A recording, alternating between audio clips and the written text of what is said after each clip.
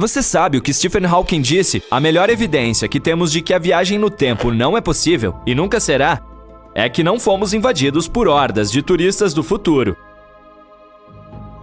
Mas e se esses turistas vierem ao nosso tempo, mas o fizerem secretamente? Você pode até ter conhecido um deles. Vamos ver os viajantes do tempo mais famosos. Conheça Orin. Ele é um ciborgue que veio do ano de 2050 para impedir o fim do mundo. Em 2020, ele apareceu em um programa de TV, no qual disse que o mundo inteiro estava na Matrix. Em seguida, chegou às manchetes e deu uma entrevista para um popular canal do YouTube. Como prova de que é um ciborgue, ele demonstrou sua voz robótica, que pode ser feita em um simples programa de computador. E ele também se chamava Nós, porque se declarou uma consciência coletiva que veio para salvar a humanidade. Orin ficou famoso por suas previsões sobre o futuro próximo, mas muitos especialistas já haviam anunciado essas previsões. Ele também disse que uma grande corporação estava reprimindo a humanidade e estávamos dentro de uma complexa simulação de computador. Se não melhorarmos ou cuidarmos uns dos outros e da natureza, o fim começará em 2050. Orin não aparece mais em programas importantes, mas tem uma pequena base de fãs que adora todo tipo de teorias fantásticas. Outro viajante do tempo é Adam Archon, que veio de 2045 até nós. Houve uma entrevista com ele no YouTube em que ele compartilhou alguns detalhes sobre o futuro dos Estados Unidos. Depois disso, o vídeo se tornou viral e atingiu as manchetes de muitos jornais. Archon informou que a última presidente oficial do país seria a filha de Martin Luther King III, Yolanda Renee King. E ela se tornaria a maior presidente dos Estados Unidos da história. Outro evento emocionante que Archon anunciou deveria acontecer em 2028. Ele disse que as pessoas aprenderiam sobre a existência de civilizações extraterrestres. Ele acrescentou que essas criaturas não viriam do espaço sideral. O viajante também observou que o mundo mudaria para uma única moeda digital e todo o dinheiro desapareceria. Claro, ninguém acreditou nele, então os especialistas realizaram um teste de detector de mentiras e Adam Archon passou com sucesso. Ele disse que tinha um chip na mão para facilitar a viagem no tempo. Uma civilização extraterrestre chegaria à Terra em 2028 e em 2045 as pessoas estariam mais próximas dos robôs. O detector de mentiras não afirmou que Archon estava mentindo, mas isso não significa que ele disse a verdade, pois o dispositivo pode ser enganado com a ajuda de um treinamento especial. Em todo caso, em 2028, saberemos se Archon estava certo ou não. Todos esses viajantes do tempo chegam ao passado e, por algum motivo, não usam o conhecimento do futuro. O que você faria se pudesse voltar 50 anos no tempo? Talvez você investisse dinheiro em ações de alguma empresa jovem que se tornará uma grande corporação cara. Nesse caso, todos acreditariam que você realmente veio do futuro. E a propósito, um cara fez isso. Ele investiu $800 na bolsa de valores e ganhou $350 milhões com isso. O nome desse cara era Andrew Carlson e ele ganhou um grande prêmio em 2003. No entanto, não conseguiu desfrutar de uma vida rica porque o FBI foi atrás dele. Andrew vendeu algumas ações e comprou outras, e fez isso com muito sucesso. Assim, em poucos meses, ficou milionário. A Comissão de Valores Mobiliários não podia acreditar nessas coincidências, então chamou o FBI. Durante o interrogatório, todos tinham certeza de que Andrew começaria a se justificar e dizer que teve sorte, mas em vez disso, ele respondeu calmamente que veio do ano de 2256 com a ajuda de uma máquina do tempo. Claro, ninguém levou isso a sério, mas quando o FBI começou a procurar informações sobre esse homem, não encontrou nada. Andrew Carlson não tinha documentos, ele não estava em nenhum banco de dados. Ele simplesmente apareceu do nada e começou a ganhar muito dinheiro.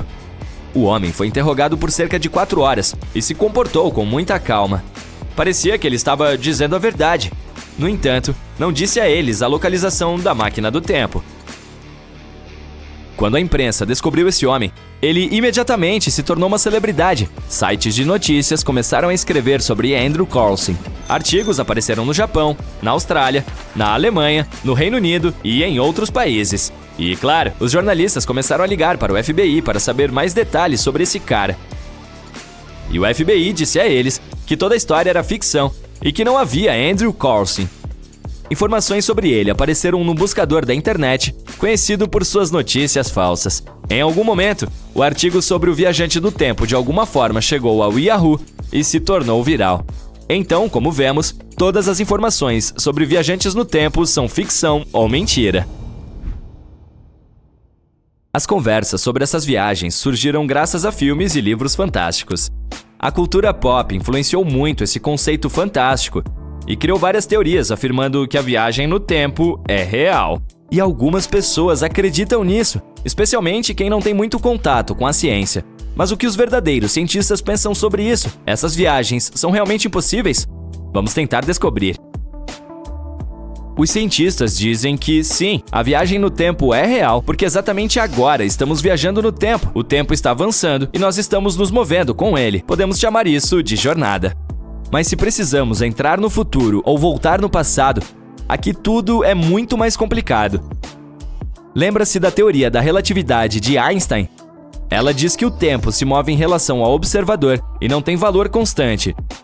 Para entender melhor, veja um exemplo simples. Há 10 fios de cabelo na sua cabeça. É muito ou pouco? 10 cabelos em uma tigela de sopa. É muito ou pouco? Tudo é relativo e depende das condições. A mesma coisa acontece com o tempo e o espaço. Se nos movermos a uma velocidade tremenda, próxima à velocidade da luz, o tempo desacelera para nós. A percepção do tempo torna-se diferente para quem está correndo e para quem está parado. Se estivermos perto de algum objeto pesado, digamos 1000 vezes mais pesado que o Sol, o tempo próximo a esse objeto também diminui, graças à sua forte gravidade. Nesse sentido, a viagem no tempo é possível se você for uma pessoa idosa e encontrar seu amigo tão jovem quanto ele era há 50 anos. Por que você está tão jovem? Oh, eu voei pelo espaço a uma velocidade tremenda todo esse tempo, só isso. Mas não significa que esse amigo ficou sentado na nave espacial por 50 anos e não envelheceu. Não, o tempo era diferente para ele. 10 anos para você na Terra são um longo período de tempo, mas para ele, esses 10 anos passaram como meia hora. Tem a ver com o tempo de curvatura de gravidade e velocidade. Por isso, o astronauta Scott Kelly, que passou 1 ano e meio em órbita, ficou 5 milissegundos mais novo que seu irmão gêmeo depois de chegar à Terra. Todo esse tempo, Scott ficou dentro da nave voando em órbita em alta velocidade e também estava mais longe do centro gravitacional do planeta. Então, o tempo foi mais lento para ele em 5 milissegundos do que para seu irmão. Objetivamente, o tempo sempre corre na mesma velocidade, mas sua velocidade muda dentro das percepções de diferentes observadores em diferentes condições. É disso que trata a teoria da relatividade. Mas que tal dar um pulo no futuro ou no passado, como nos filmes? Os buracos de minhoca vão ajudá-lo com isso. Eles são como túneis que atravessam o espaço e o tempo e podem conectar diferentes segmentos de tempo em diferentes lugares do universo. São como códigos traiçoeiros que podem quebrar as leis do universo. Os buracos de minhoca são indescritíveis, têm tamanhos diferentes, são imprevisíveis, aparecem no espaço e desaparecem. Mas o principal problema é que eles existem apenas na teoria e na ficção científica. Nunca foram notados no nosso universo pelos cientistas. É normal que os planetas fiquem um pouco inclinados para o lado. A inclinação da Terra é de 23 graus e é por isso que temos as estações. É verão quando a parte do mundo onde você está fica mais próxima do Sol. Também funciona da maneira oposta. É inverno quando você está na parte mais afastada dele. No entanto, Urano está inclinado mais do que o normal. Encontra-se em um ângulo de 98 graus, o que tem um enorme efeito em suas estações. Cada estação lá leva 21 anos para terminar. Algo para pensar na próxima vez que reclamarmos que o inverno parece durar para sempre. Aqui na Terra, medimos distâncias em minutos e horas, talvez até dias. Leva 10 minutos para caminhar até a casa do seu melhor amigo ou 15 minutos para dirigir até o seu café favorito.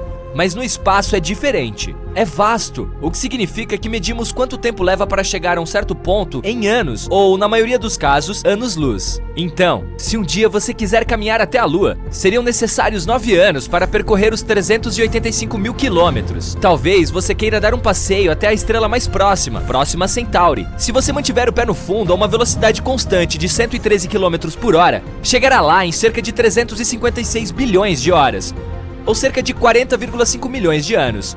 Confie em mim, depois dos primeiros 20 milhões de anos, você estaria se perguntando por que ir até lá. Marte contém o maior vale que descobrimos até agora, Valles Marineris. É um sistema bastante impressionante de canyons de 4.000 quilômetros de comprimento. Isso é 5 vezes mais do que o Grand Canyon. Pesquisadores o detectaram pela primeira vez na década de 1970. Um banco de vulcões localizado do outro lado da cordilheira do Canyon provavelmente ajudou a formar este vale. Ainda não descobrimos um planeta completamente feito de diamantes, mas em alguns planetas, na verdade, chove diamantes. Em Júpiter e Saturno, gigantes gasosos do nosso sistema solar, tempestades de raios transformam um abundante metano em fuligem, que também conhecemos como carbono. A fuligem cai e se transforma em grafite. O grafite, por sua vez, se transforma em diamantes com um diâmetro de cerca de 1 centímetro. Antes de começar a descobrir como reservar uma viagem de campo para coletar diamantes, saiba que esses diamantes não duram. Depois que entram no núcleo do planeta, eles derretem. Já notou que se você olhar as estrelas 2 noites seguidas no mesmo horário, digamos às 21 horas, as estrelas ficam no mesmo lugar, mas a Lua não? Há 2 razões para isso. Primeiro, depende de que horas você vai observar as estrelas. Por exemplo, se você sair às 20 horas hoje e amanhã procurar por elas às 23 horas, verá a Lua em 2 lugares bem diferentes. Nesse caso, até as estrelas ocupam lugares diferentes no céu, já que nosso planeta está girando. Como você sabe, leva 24 horas para a Terra fazer uma volta completa. Isso significa que, do nosso ponto de vista, parece que tanto o céu quanto tudo lá em cima estão se movendo ao nosso redor uma vez a cada 24 horas. Da mesma forma, o Sol muda de posição, nascendo e se pondo todos os dias.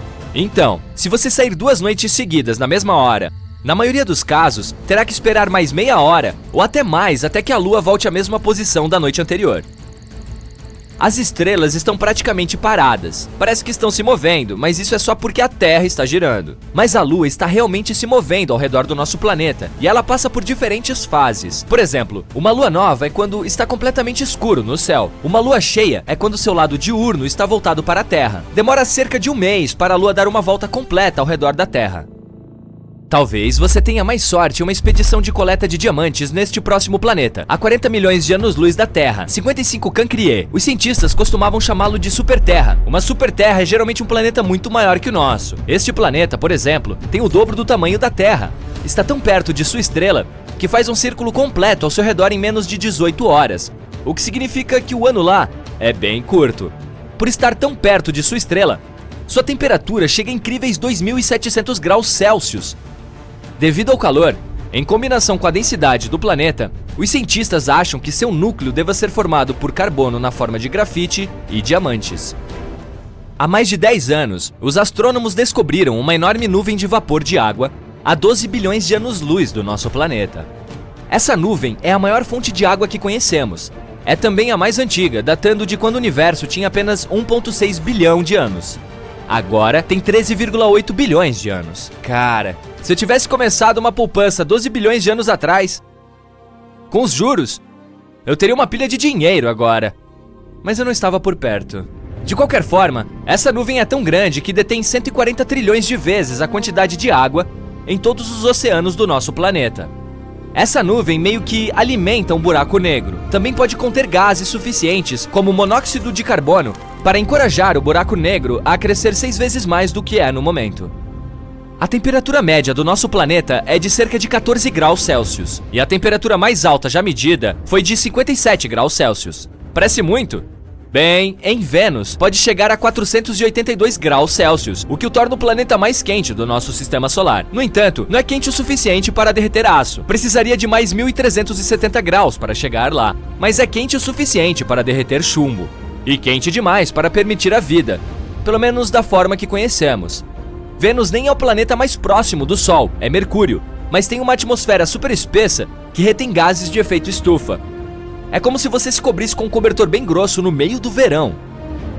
Estamos acostumados a ver vulcões expelindo lava quente derretida. Afinal, é isso que eles fazem, principalmente na Terra. Mas no espaço, os vulcões tendem a expelir metano, água ou amônia. E esses materiais congelam à medida que entram em erupção e eventualmente se transformam em vapor congelado e algo chamado neve vulcânica. Estou falando de criovulcões aqui. Você pode encontrá-los nas luas de Júpiter, Io e Europa, em Titã, a lua de Saturno e em Plutão. Esses vulcões são especialmente ativos em Io, que possui centenas de respiradouros. Veículos da NASA até capturaram alguns deles em erupção em tempo real. Plumas de vapor congelado saindo deles se estendiam por cerca de 400 quilômetros. O que exatamente acontece com a luz depois que ela desaparece dentro de um buraco negro? O fóton é uma partícula de luz. O horizonte de eventos é o limite do buraco negro. Quando algo, digamos, um fóton, cruza a linha e entra nesses limites, não pode mais escapar. Mas isso não significa que um buraco negro destruiu. Ele puxa o fóton rapidamente em direção ao seu centro, onde uma enorme massa é compactada em um espaço infinitamente pequeno. Mas não temos certeza do que acontece com fótons em condições tão extremas. Ainda um dos maiores mistérios. Um buraco negro destrói a luz ou não? Saturno tem 82 luas que conhecemos. 53 confirmadas e mais 29 que ainda estão na lista de espera para serem confirmadas como luas reais antes de receberem nomes oficiais. E uma de suas luas mais legais pode ser um pedaço de rocha de 1.470 km de largura, chamada Jápeto. É escura de um lado e clara do outro. Sua metade mais clara é 20 vezes mais reflexiva que a outra. Como se viu, o lado brilhante é o gelo, o lado escuro é um pouco mais complicado. Uma teoria diz que é escuro por causa de partículas vindas de outra lua, a chamada Feb. Outra teoria diz que pode ser devido ao calor. Como a lua está girando muito lentamente, seu material escuro está absorvendo o calor, o que a torna ainda mais escura. Quão grande você acha que um buraco negro pode se tornar? Em teoria, não podemos encontrar um limite para sua massa. Mas os astrônomos acreditam que os buracos negros ultramassivos, o MBHs, localizados nos núcleos de certas galáxias, têm, em sua maioria, até 10 bilhões de massas solares.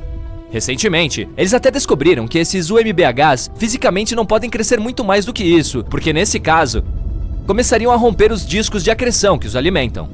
Dessa forma, eles meio que encheriam a fonte do novo material.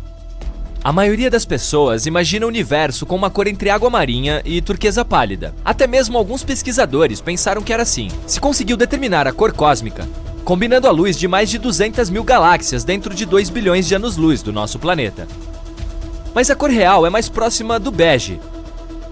Os pesquisadores entenderam tudo errado porque havia um bug no software. Sério?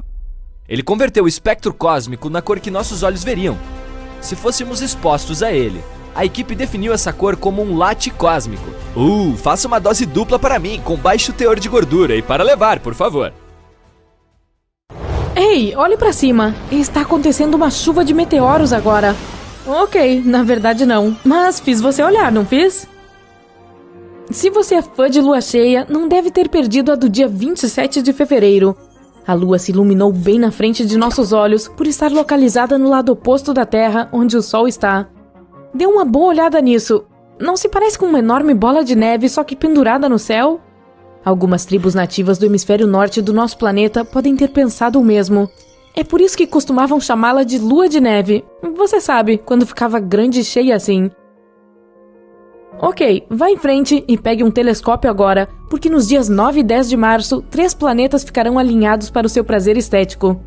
Começando de cima para baixo, você verá Júpiter, depois Saturno e por último, mas certamente não menos importante, Mercúrio. Agora, dependendo do alcance do seu telescópio e se você tiver um, é provável que veja alguns detalhes desses 3 planetas. Você ajusta um pouco o seu telescópio e aí está, outro planeta. Quase como se eles não estivessem a milhares e milhares de quilômetros de distância um do outro. Mas isso não é tudo. Eles também serão visíveis a olho nu. Isso significa que não será necessário usar um telescópio. Bem, você provavelmente os verá assim, 3 bolas brancas brilhantes no céu. Ainda assim, surpreendente. Você precisará olhar para o sudeste cerca de meia hora antes do nascer do sol e voilá, ali estão eles. Você gostaria de um banho relaxante? Que tal uma chuva de meteoros em vez disso? Dessa vez, pode manter seu telescópio armazenado com segurança. E não precisa se preocupar se perder uma ou duas dessas chuvas, pois muitas irão acontecer este ano. Elas serão bem espalhadas também, e não me refiro aos meteoros, esses vêm juntos. Pegue o seu calendário e coloque um lembrete sobre esses meses. Você pode escolher entre abril, agosto, outubro, novembro e dezembro. Alguns meses terão até 2 chuvas em vez de apenas uma, como outubro e novembro. Escolha o mês e o dia mais adequados para você. Basta verificar sua agenda novamente. Se achar que está um pouco frio, enrole-se em um cobertor e pule na parte de trás de uma caminhonete. Então, tudo o que você precisa fazer é ficar olhando para cima e curtir o céu a noite toda, esperando a chuva acontecer. Ou, se você gosta de utilizar o relógio, configure um alarme para acordá-lo no meio da noite. Também funciona. Mercúrio está vindo direto para você, cuidado! Não se preocupe, ele ainda está lá em cima, um pouco mais perto do que o normal. Isso porque no dia 17 de maio estará em seu maior alongamento oriental. Isso significa que será mais fácil de observá-lo. Logo após o pôr do sol, olhe para o céu a oeste e tente procurar o planeta. Isso acontecerá novamente em 4 de julho, mas dessa vez você terá que olhar para o leste. Talvez seja necessária uma bússola. Comece sua manhã cedinho, pouco antes do nascer do sol, com uma vista deslumbrante de Mercúrio e, claro, uma xícara de café na mão. Se você perder essa chance, tente nos dias 14 de setembro ou 25 de outubro. Que tal quando a Lua perder sua cor branca natural? Isso acontece poucos dias após a primeira apresentação de Mercúrio, em 26 de maio. É chamado de eclipse lunar total. A Lua vai ficando cada vez mais escura, como se alguém estivesse jogando tinta vermelha escura sobre ela, até que ela finalmente atinja esse tipo de cor vermelha enferrujada que você pode ver na tela. Nem todos nós seremos capazes de ver isso, a menos que você esteja em um cruzeiro no Oceano Pacífico ou nos campos calmos do leste da Ásia. Se você mora próximo à Torre de Tóquio, está com sorte. Será visível em todo o Japão. E se você mora na parte oeste da América do Norte, também será capaz de ver a mudança de forma da Lua. Bem, não é bem uma metamorfose, não vai se transformar em um lobo ou algo assim. Isso só acontece com lobisomens. Então é mais como uma mudança de cor. Ainda sobre a Lua, imagine um enorme buraco negro. Bem, este próximo evento astronômico se parece com isso. Em 10 de junho, durante o eclipse solar anular, a Lua estará o mais longe que já esteve da Terra. Enquanto isso, ela acaba por cobrir a maior parte do Sol, deixando apenas um pouco de sua curvatura visível para nós. Se por acaso você olhar para o céu durante esse período, verá um enorme anel de luz. Provavelmente, você não será capaz de dizer que é a Lua lá fora, já que será da mesma cor do espaço profundo, a ausência de cor ou apenas um preto muito profundo. Ah, e aquele anel que você está vendo é a luz do Sol. Ok, já que estamos falando sobre anéis, tenho um para você, um anel de Saturno. Esse planeta é o pacote completo. É um planeta, tem anéis, e prepare-se para isso, tem 82 luas. Parece que a cada ano surgem algumas novas, do nada. De qualquer forma, durante o dia 2 de agosto, o planeta estará em seu ponto mais próximo da Terra. E o Sol nos ajudará a ter uma boa visão dele, iluminando-o intensamente. Não só será o período do ano em que ele será mais brilhante do que nunca, mas também será visível durante toda a noite. Este é o momento de preparar o telescópio novamente. Um de tamanho médio deve servir, isto é, se você quiser ver o anel e algumas de suas luas, as que mais brilham. Outro planeta que está se aproximando é Júpiter, dessa vez em 19 de agosto. A mesma coisa que aconteceu com Saturno acontecerá com ele. O Sol vai brilhar fortemente na superfície deste grande planeta. A única diferença é que dessa vez, se você tiver um binóculo bom por perto, poderá ver as 4 maiores luas do planeta. Embora elas se pareçam com pequenos pontos, agora você saberá o que eles realmente são. Ok, então você ficou pensando nas chuvas de meteoros que mencionei antes.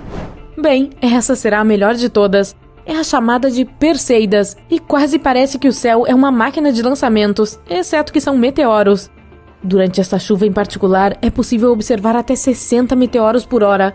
Eles também são muito brilhantes. Olha só eles caindo! Zoom! Lá vai outro!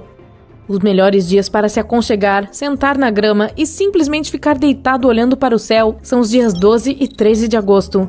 Normalmente, quando esses 2 dias chegam, o céu está escuro e limpo, perfeito para uma chuva de meteoros.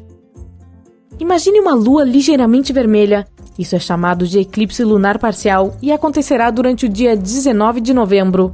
Essa mesma lua vermelha ficará cada vez mais escura à medida que se moverá pela sombra da Terra. No entanto, não será visível para todos. Aqui está um globo. Vamos marcar os lugares de onde você pode ver este eclipse lunar parcial. Primeiro temos a Eurásia Oriental, depois o Japão. O Oceano Pacífico também está incluído nessa lista, mas a menos que você tenha um barco, provavelmente não estará lá. Em seguida, temos a América do Norte, México, América Central e, por último, algumas partes do oeste da África do Sul. Pegue seus óculos de eclipse e prepare-se para este último. É o último eclipse solar do ano. Este, em particular, é o melhor de acompanhar, já que a Lua vai bloquear o Sol por quase 2 minutos. Você será capaz de ver a coroa solar, também conhecida como sua atmosfera externa, quase como um fantasma. A parte triste é que você terá que estar na Antártica ou no Atlântico Sul. Então, previna-se. Ouvi dizer que é um pouco frio.